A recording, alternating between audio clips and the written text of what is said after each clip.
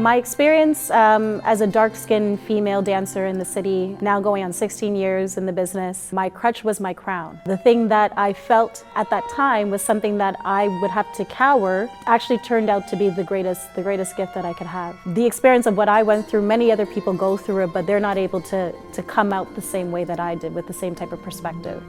And it's a very demoralizing thing, which is why I speak so frankly about it. You know, being told that you're too dark with like a very matter-of-fact conversation just shows you the level of normalcy that there is within the business. Was a huge eye-opener. And it wasn't until I did my TED Talk that I actually had the chance to unpack. Went back and watched the music videos, went back and watched a lot of the videos to think that as talented as I was, it still was not enough. It still wasn't able for me to supersede in my shade. And my big question is why? You know, why do we have to assume that? Which is why I continue to champion into the work, is because it stays surface. For me, I'm like, we're not gonna get past it until we start to look underneath, until we start to actually realize, okay, so who are you and why do you feel like it's okay to say that to me? What have you gone through? You know, and that doesn't necessarily mean that it has to be somebody outside of my race. Within my own race, it's a huge issue.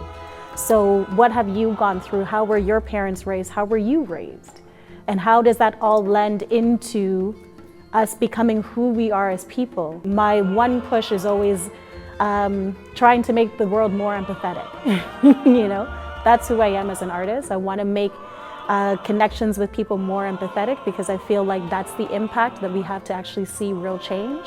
I'm just trying to champion a voice that is necessary for the community to hear, just so we can shift and by the next generation, things have actually progressed and gone forward. Come and see Scott Joplin's Treemonisha at St. Lawrence Center for the Arts, June 6th to 17th. Buy tickets at tolive.com.